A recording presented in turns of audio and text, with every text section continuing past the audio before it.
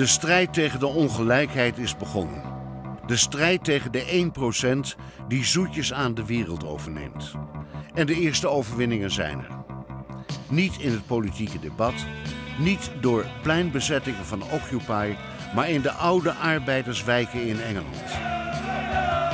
Op het voetbalveld, waar supporters een strijd zijn begonnen om hun club weer uit handen te halen van de schatrijke Russen, Maleisische miljardairs en investeringsfondsen die er zich meester van hadden gemaakt.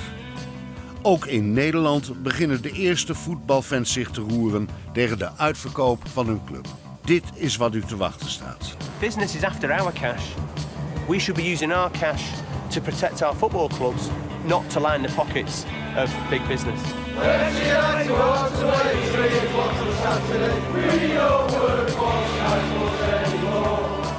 Je kunt er niks aan doen. Het blijft jouw club, maar het is wel een kutclub geworden. Dit is VPRO Tegenlicht. Welkom op de middenstip.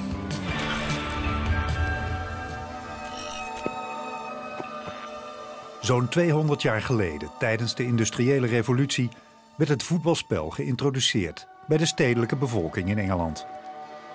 Oorspronkelijk zagen de fabriekseigenaren het als een middel om de niet zelden opstandige massa rustig te houden. Maar het werd al snel onderdeel van de volkscultuur. En spelers en publiek trokken het verschijnsel naar zich toe. Als bindmiddel voor de werkende klasse. It's about people coming together to gather as a community to express their identity. Football fans define themselves by the football club that they follow, by their fellow fans, by the people they go to the game with. And we're no different in England than people are in Holland or in Italy, Spain, France, Germany, any country in the world. You define yourself by the football club that you follow. It means the style of play, the colour of the shirt, it means the songs that we've got that bear witness to our traditions and our history. And that's what makes it so intoxicating for people to go and watch, but it also makes it so attractive for big business to come and stick their badge on any shirt or on any football ground so that they can then get some of that reflected glory and hopefully pick up some of the cash from the supporters who follow the clubs. Hier in de arbeidersbuurten van Engeland, waar voetbal ooit een sociaal bindmiddel was, is het nu geprivatiseerd, gecommercialiseerd en overgenomen door hedgefondsen en oligarchen.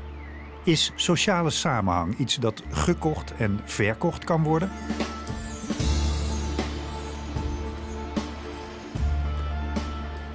Manchester is de tweede stad van Engeland.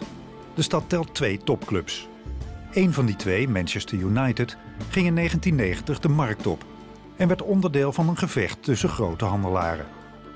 In 2005 maakten de Glazers, een Amerikaanse miljardairsfamilie, aanstalten om zoveel aandelen te kopen als nodig om eigenaar van de club te worden. All right, so bell me when you get into the ground. You're in the main stand then. Cheers, bye. Hello.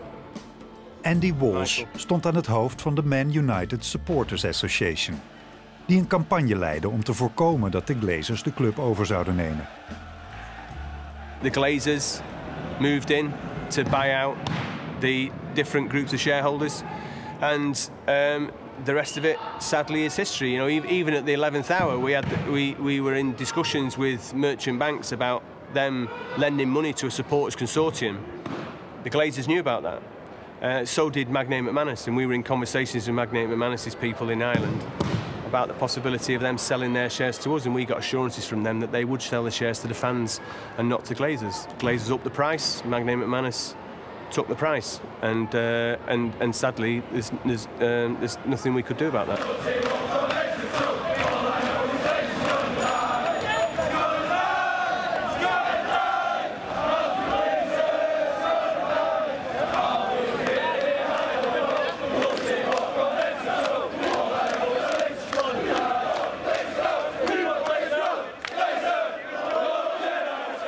Om Manchester United te kunnen kopen, namen de Glazers een hypotheek van ongeveer 275 miljoen pond op de bezittingen van de club.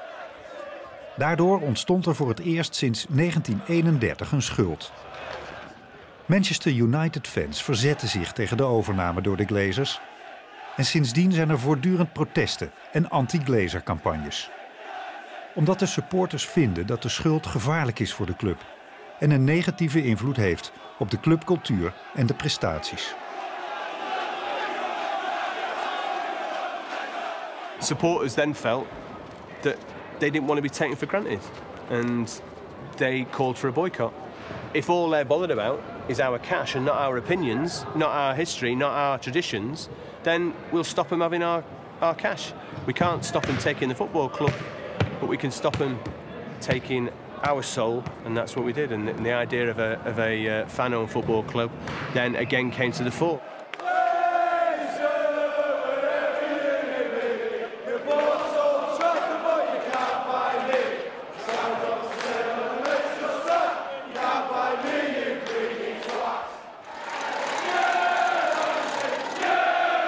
Toen de overname definitief was, besloot een groep van 4000 anti-Glazer supporters zich af te scheiden en een nieuwe club te beginnen.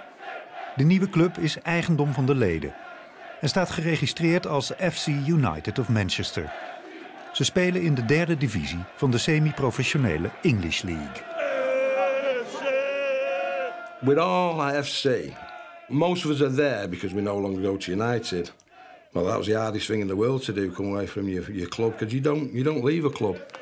But me personally, I'd already really stopped before, well before Glazer.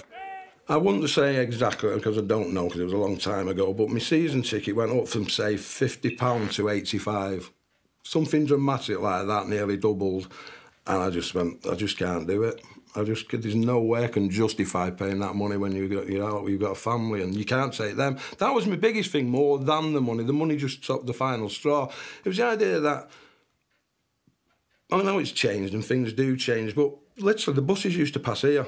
I mean, we're 3.5 miles away from Old Trafford, and buses used to come down from the Gardeners Arms of Special 88. And you're all away at the Ben Briley and they pick you up and your kids and your family. Your granddad was with you, your dad was with you. There was the family thing and everybody went to football.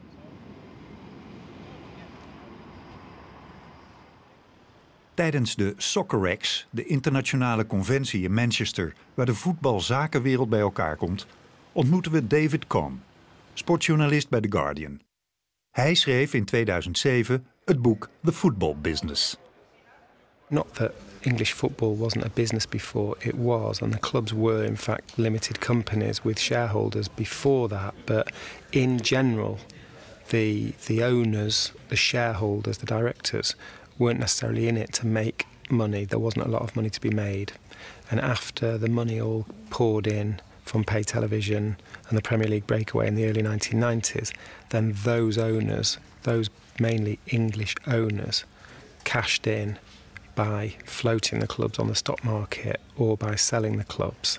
And I think when there was a run of sales of the top clubs to overseas investors of different kinds, it took everyone by surprise. It wasn't planned, and it's a massive, massive cultural change to a great sport without enough of a critique and with an opposition, as you will find, by supporters who don't have anything like the resources that the people have who they're maybe opposing. If you come along with me, we're the lads in Carmagee, we're FC United. Once you're here, no regrets, there's no glazers, there's no debts. Think of all the fun you get, following FC United. In our division we'll play hard, we won't ever stop. And we'll climb right up these leagues until we get right to the top. I'll buy you one, you'll buy me. We'll be bladdered when it's 3, but I know just where we'll be. For FC United, cause it's our club, it's our rules that don't ever stop. So sign up for your memberships. Een van de uitdagingen voor de jonge club was het vinden van een stadion. Op dit moment delen ze dat met de Bury Football Club. Maar na jaren van fondsenwerving is nu begonnen met de bouw van een eigen plek in Moston, een van de arbeiderswijken van Manchester. We've now got the opportunity to create a stadium and a football ground that's befitting of our football club. It's a 12.5 acre site. We've got a full-size artificial pitch. We've got offices, a medical suite where we can not just treat players, but we've also got sufficient capacity to offer medical services to people in the local area on a drop-in basis. So we've got a real opportunity now to show what this football club's all about.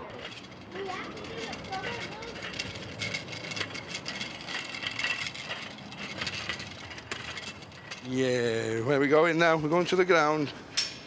Come on. Where are we going? Hey? Where are we going? No. Can you hear anything? Good school. Oh, yeah, that's it.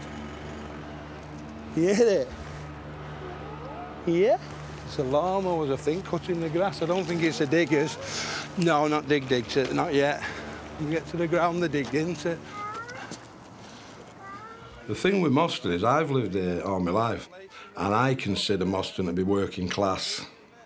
However, now I've looked about and seen the way the place is, it probably is very, very poor. And there's something ridiculous like 96% of people are on benefits. I think it's going to be bigger than I've realised, because watching the ground go up, I can more or less see it from my bedroom window. There's just the money that'll come in. The little cafe's going to be full, just on match days. The bars are, because the bars now are not making a great deal of money because people don't go out. Because of the current climate, because of things that are happening, you can't let your kids out like you used to do.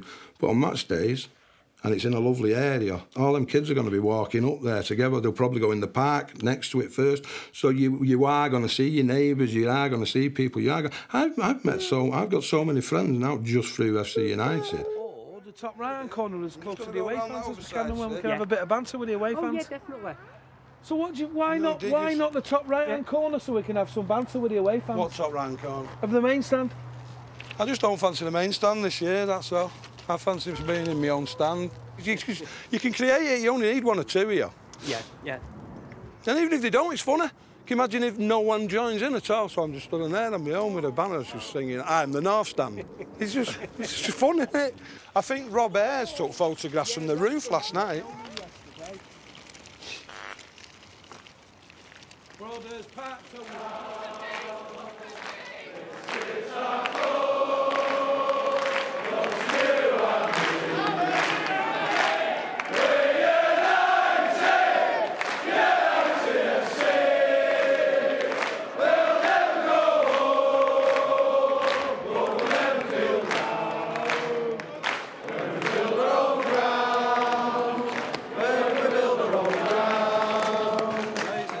Me personally, I'm still a Manchester United fan, and I'll be a Manchester United fan till the day I die.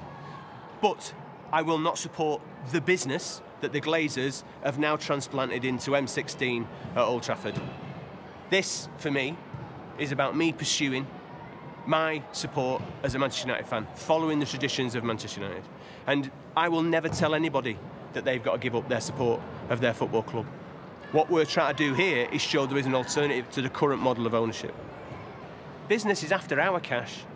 We should be using our cash to protect our football clubs, not to line the pockets of big business.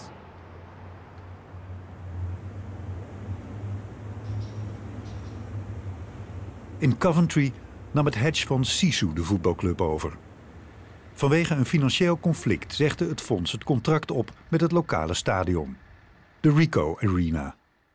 Dat staat nu al 16 maanden leeg en Sisu huurt een nieuw thuisstadion in de stad Northampton.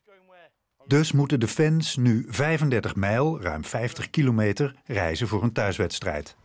Naar een andere stad, een ander district, ja zelfs een andere streek. Dat zijn veel psychologische grenzen. Okay, can you imagine if Ajax were taken over by Sisu and Sisu said,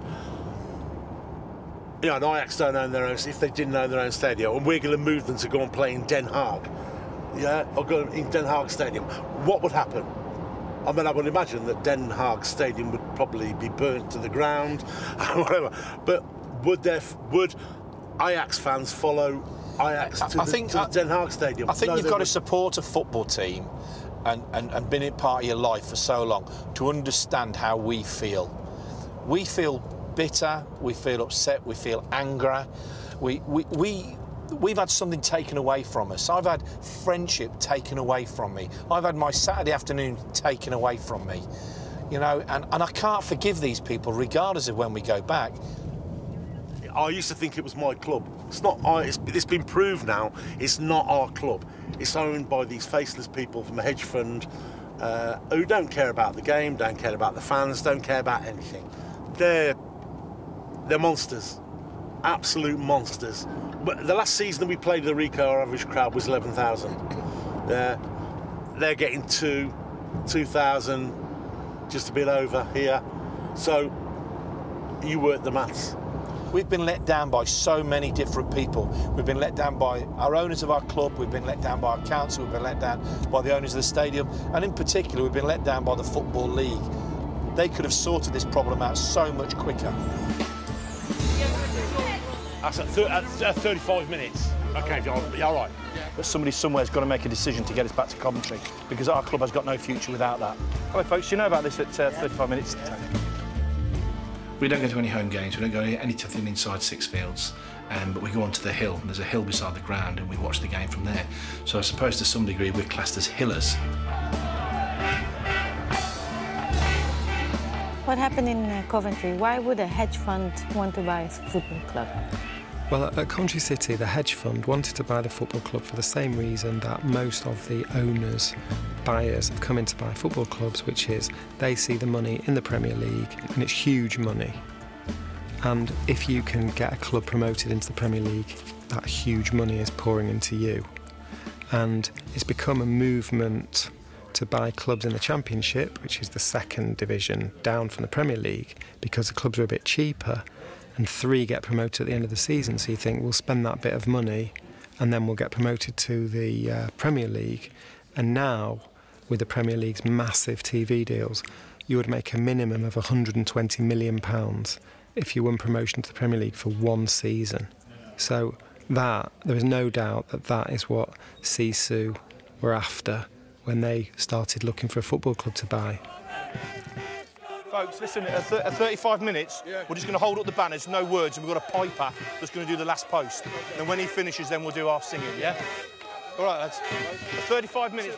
In de 35e minuut, vanwege die 35 mijl, is het moment daar voor een gezamenlijk protest van de Coventry en de Cardiff-fans. Die zich allebei tekort gedaan voelen door de eigenaren. De Coventry-fans, die protesteren vanaf een heuvel buiten het stadion, krijgen binnenin de steun van de Cardiff-supporters. Die ook protesteren tegen de beslissing van de Maleisische eigenaar om de clubkleur van blauw in rood te veranderen.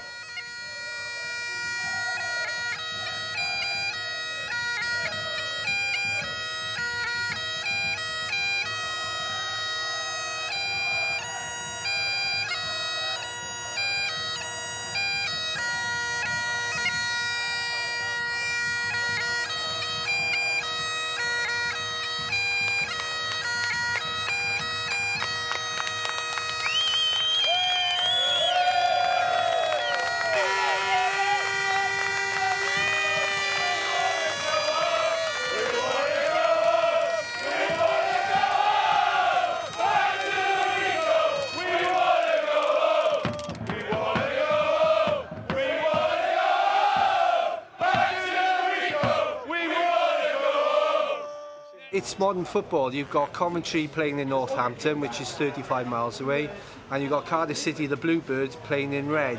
And that just explains where traditions are not being taken seriously in this country.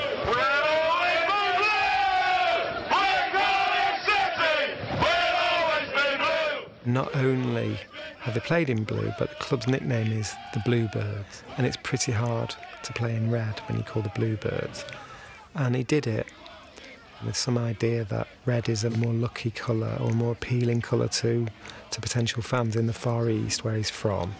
I think you have to understand that things like the colour, the badge, the history in every way is a massive part of that sort of precious heritage. They're like, you know, living museums, or, you know, there's something that people feel a great love for. So to come in and change the colour of the kit because you bought it, you bought the club, that seemed to crystallise for a lot of people the culture clash of the modern era of football.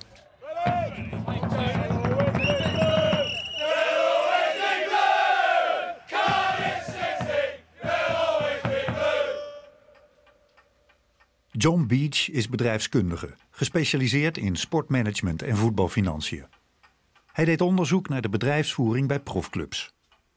The fans, in a sense, are the innocent victims, and they are virtually powerless in all of this. I mean, the boycott is, I think, an expression of rage rather than that they protest because they are powerless. And if you look around at other clubs, what has happened in desperate situations is supporters' trusts have moved in and taken over, and then there is this moving together of the club as a social construct and the club as a company, and the psychological ownership and the legal ownership come together and they move forward.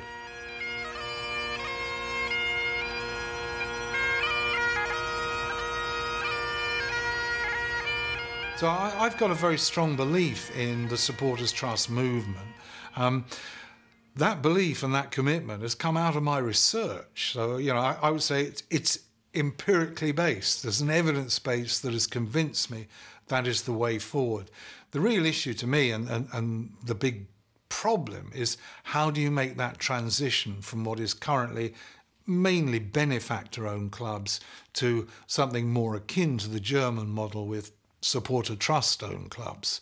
And Coventry is a classic case where the size of the debt makes that transition almost impossible. At Portsmouth, it happened, but it only just happened because there was a dispute about how big the debt was, and it took a court ruling to bring the debt down to a level where the Supporters Trust had got enough money to take over the club.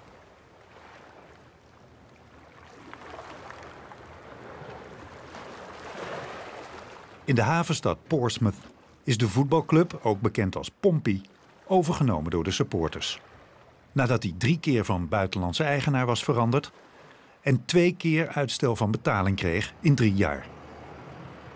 There's other examples where financially motivated owners have not had anything like the money that they promised that they were going to have, or in the case of Portsmouth, they lent money in and then they ran out of money and they had to stop, and then the club was absolutely in total crisis. And Portsmouth were in the FA Cup final. They had world-class players playing for them, and within months they were bust. And it's a really proud club. It's got a really good, strong set of supporters. They could have lost their club completely to that financial wreckage.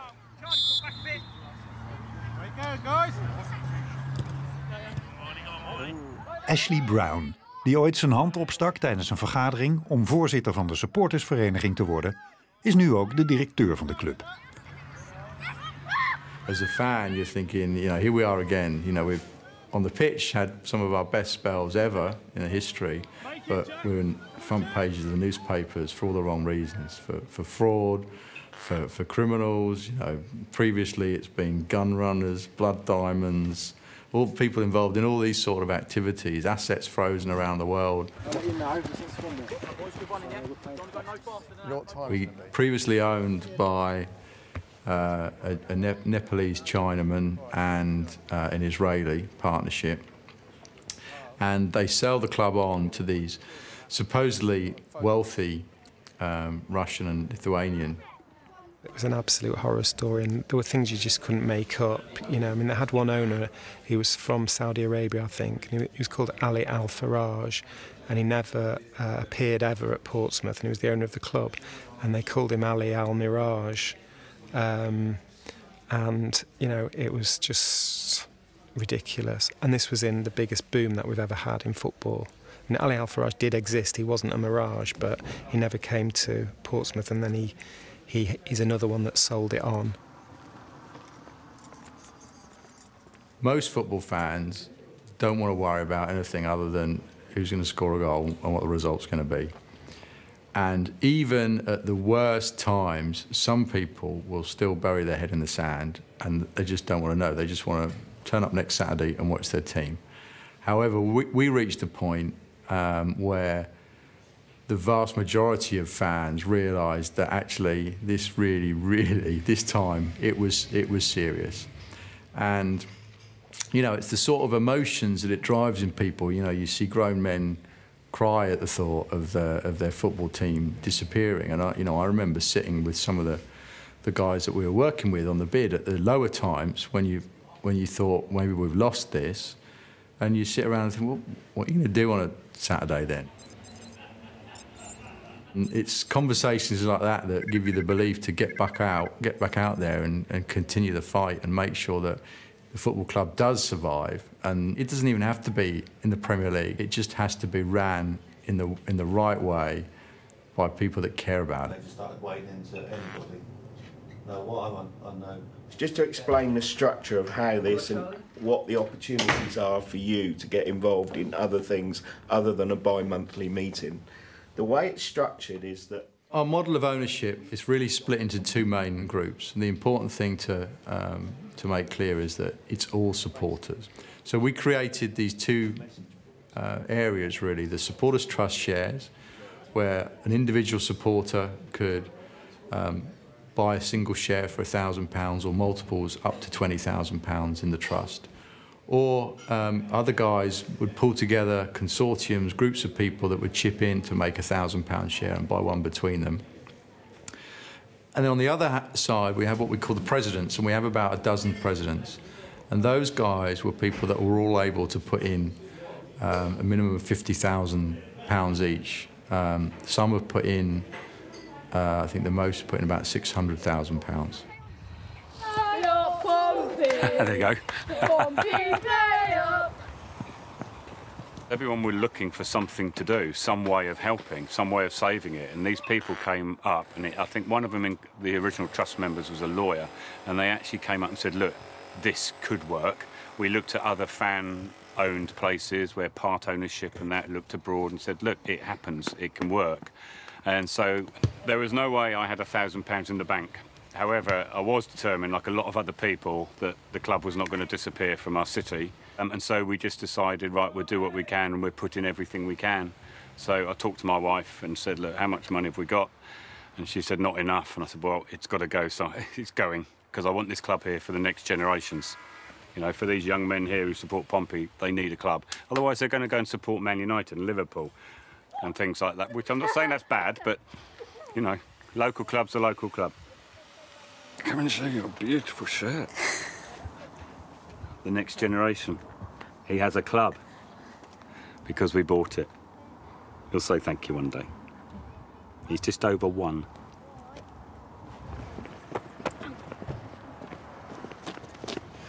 You all right? Want me to carry a Kindle? Obviously, the football club has a full-time staff, so those people are paid. The board members all have their own jobs, so it can be quite demanding, but it's a great honour and it's very rewarding. And at the end of the day, it's all about match day. It's all about today. Hi, Joyce. You all right?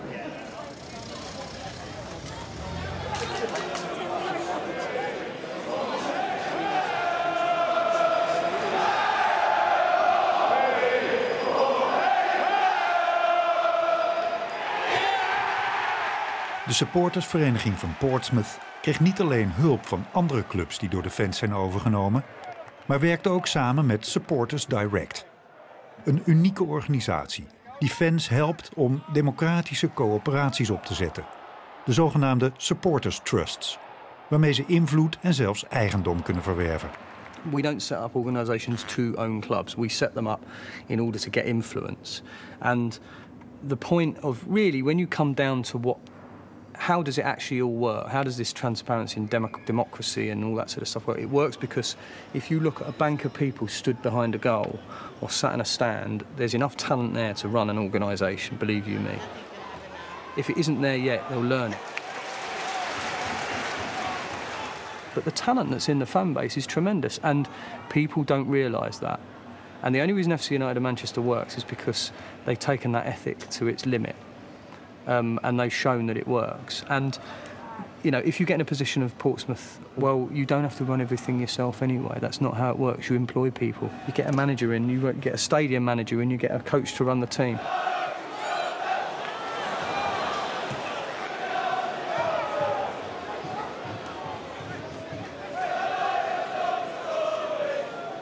Football's never been richer.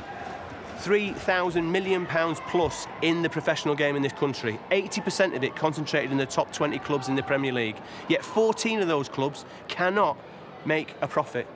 Over 70% of the clubs can't make a profit. That model's broken. In any other business, that model of ownership is broken. Yet you look at supporter-owned football clubs, and 99% of them are solvent, thriving, local football clubs that are properly connected and engaged with their supporters and also in their location. That's the model of the future.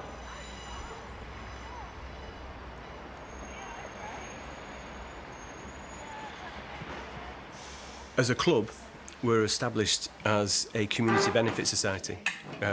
What that means is we're a co-op. So every member of the club has one share and one vote in the club. So no matter how much money you put in, you're only ever going to have one vote. That membership and the total of that membership is then able to vote for the board and key decisions of the club. We've even developed a do-it-for-yourself finance scheme because we were told by the authorities that you cannot raise enough cash to run a football club. Where now we're seeing this football club, not 10 years old, raise almost £2 million in community shares. Banking and economic system is in chaos. There is, for ordinary people, very little hope being offered by the political parties. What's needed is for people to get together and do things for themselves. It's no accident that our supporters describe our kind of football as punk football, because punk music was about a rejection of the music that was being offered by the big music companies. Punk, doing it for yourself. This football club is about punk football. Wednesday night to walk to play 3 o'clock on a Saturday. We don't work for Sky Sports anymore.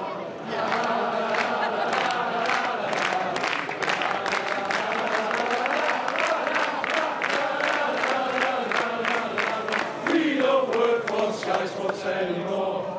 Come on, go on, son! Go on, son! They chose to walk away from a Premier League club that was highly successful over a matter of principle, and they stand for a tremendous, they're a tremendous encouragement to everyone, I think. And you have to, what they've done is they've picked apart what a football club is, and they said, we want the bits that matter to the local community, we want the bits that matter to the fans, and we won't put the bit on the pitch that happens twice a week maybe above everything else all the time, because you can't, because football clubs are not first 11s. I mean, there's it's a cliche, but it kind of stands as a beacon of hope for people. For a lot of people, they feel that it represents something that football misses, and some senses as well that kind of society misses in a way, that people rebel and don't do what they're told. It's not like we're being filmed or anything. I got bored and I got fed up of wasting loads of money, and that sort of coincided with falling out of love of watching league football. Just simple things like you can't take flags into the ground unless they're fireproof, you can't take any poles into the ground. There's all these restrictions in place that stop you doing that. I've been thrown out from quite a few grounds for standing up.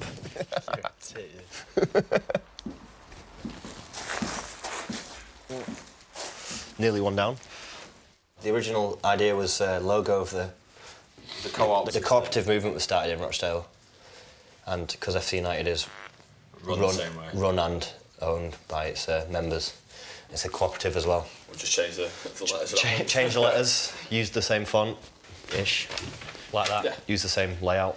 I work for a place called Unicorn Grocery, which is in Manchester, in Chorlton, and that's a vegan cooperative. There's about 50 members, similar to FC United. To me, it should be more strange not to run a club like that, rather than strange to have a club that's run by the fans. It just makes common sense. It's the same way that, like, teams in Germany are run on the, they have to own at least half of the club so that no one else can take over it. It just seems like common sense, really. There you go. I think people can look at Germany and think they've developed a successful football culture that still has cheap tickets for a lot of fans, that has huge crowds, still has that great closeness between the supporters and the clubs. And as Germany just won the World Cup, as Bayern Munich are, one of the best clubs in Europe, and they're still 75% owned by the members, and they're not seduced by all the money which could come in if the clubs are sold, And I think that is really admirable, that the German football establishment has dug its heels in and maintained that.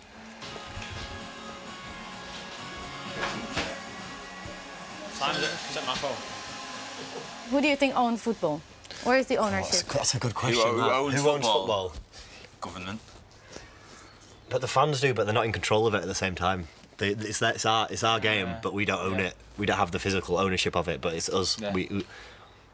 But then at the same time, if someone else is controlling the people with the most money own football, but the people it means most to are normal fans who go to the games every day. Does that mean we own it? We own it up here and in here, but not with this. That's true, actually. That's a very good way of putting it. Like, you know, the people with the most money own it, but it's the fans that make it. Yeah. Unfortunately, it should be the other way around. I think it gets to that point where more and more people are getting angry and pissed off with the whole state of things in general, not just in football, but in social situations as well, that you're going to have to start working together and helping each other. So rise with your class, not from your class. Tails between our legs. So it's just like, oh, you do it, man. You got a good strut on.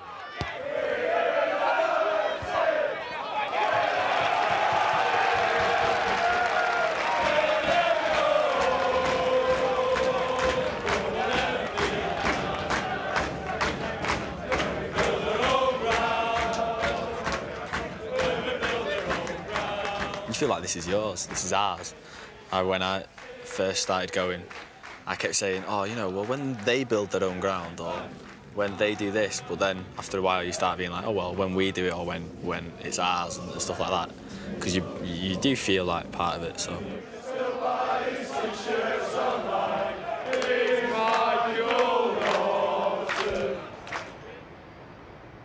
Terug naar Coventry, waar het goede nieuws is dat Sisu het conflict met ELS, de eigenaar van de Ricoh Arena, heeft bijgelegd en een nieuw huurcontract heeft afgesloten. De club kan met onmiddellijke ingang weer in het stadion gaan spelen. De fans zijn weer thuis. Well, we can't stop smiling at the moment, can we? Pete's here as well. Yeah? Yeah, we can't stop smiling. We're talking about songs that we're going to sing. We're talking about banners. You know, people are all talking about Pete. He's actually taking the day off tomorrow. He's that excited. He's actually taking a day off holiday for taking the day to go to a game. I mean, what's all that about? When all this started, you know, the supporters wouldn't make any difference at all. But the protest, the march, the ribboning, everything to go with it is all just been building up and building up, and it's just a great feeling. I think we've got plenty enough here. Yeah. I feel even more, I feel so proud to be from Coventry, not just the football club. I'm just proud to be a Coventry person today. Well, all week, isn't it? Yay! Coventry! That's it! None of us have been into protests at all. You know, we're just ordinary supporters who felt quite strongly about it. And that's why we've done the ribbons.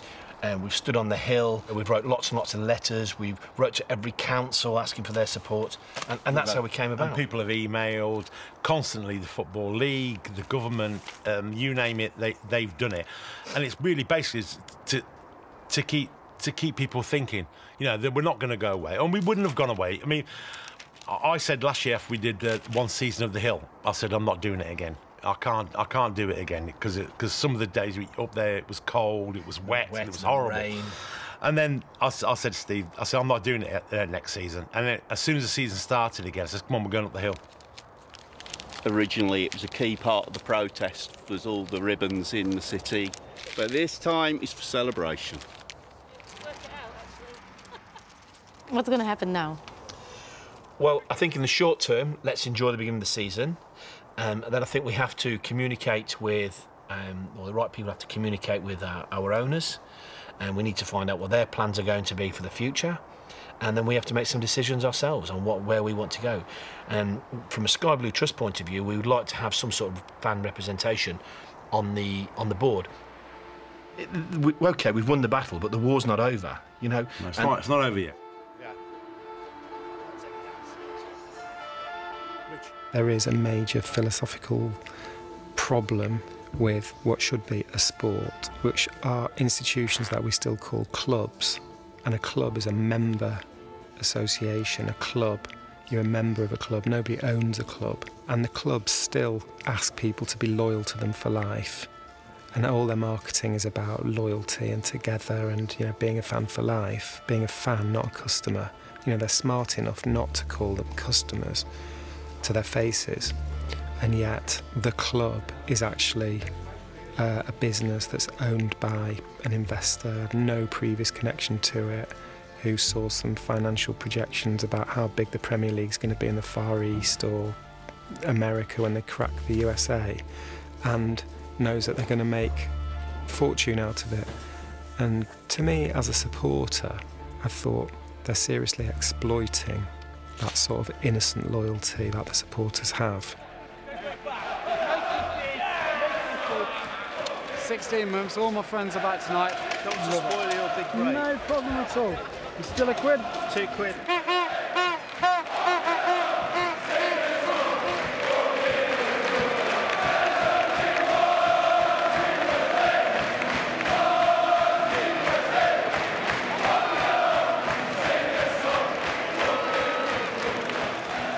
The chief executive of the Football League said when Coventry went back to the Ricoh Arena that it was down to the fans that got them back to the Ricoh.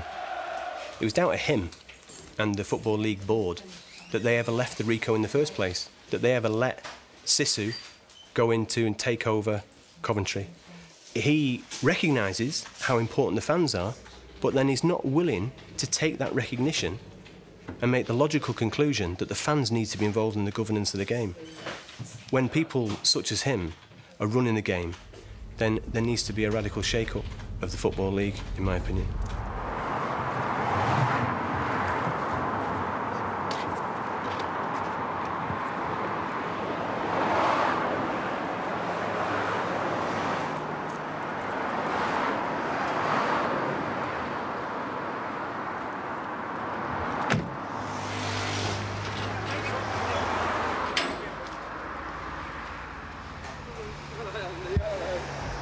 Who's that then?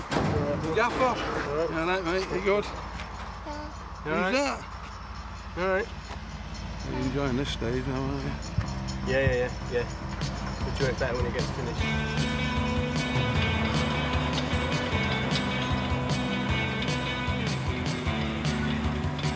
Tonight, as every Thursday night for the last 2 months, we'll be having a tour of the ground. So there'll be 20 odd of our supporters here having a look round at what their money has bought. And every single one of them that's been has been extremely proud. They've all seen the photographs, they've seen the videos online, they've seen the drawings, and now they can walk through it and see it. And very soon we'll be playing our first game in here, and people are quite rightly very proud of what they've done. You'll have to fight and get in early to get this seat, though. Everybody who comes here and stands on there goes, I'm standing here. If you want to sit down, you can sit down there. Yeah, exactly. So, but it's good. OK, so there's a bay at that end, there's a bay and a half at that end. That's because we stripped the concrete out of that, because we couldn't afford to put it in.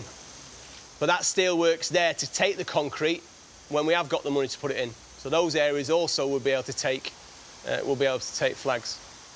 Think we spent your money wisely? Yeah? Good. You should be proud of it.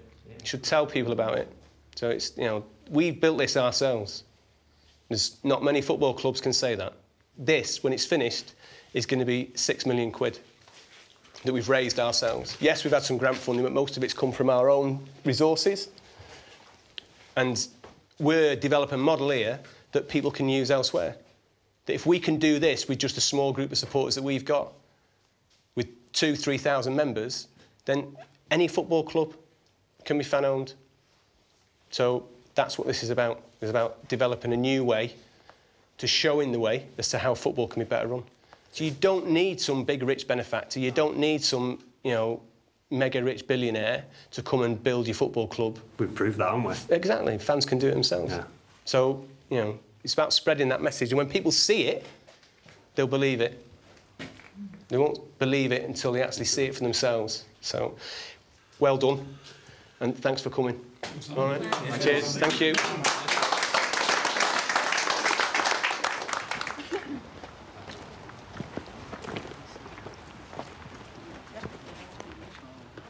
Fine, I think this is a really important story for people in Holland and all around Europe to understand, because I think that the Premier League is obviously, you know, pretty much the most successful league. I think it's the most watched league. It's, you know, it's gripping football, and they've got many of the big stars are playing in England now, and it can seem very, very attractive.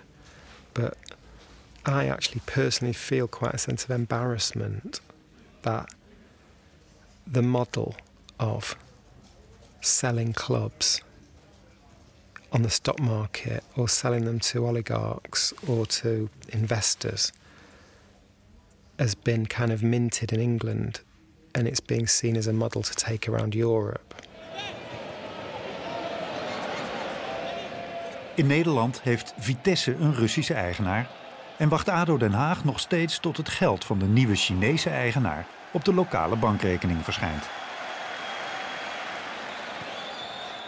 Marcel van Roosmalen is sportjournalist en schreef in 2014 een boek over Vitesse.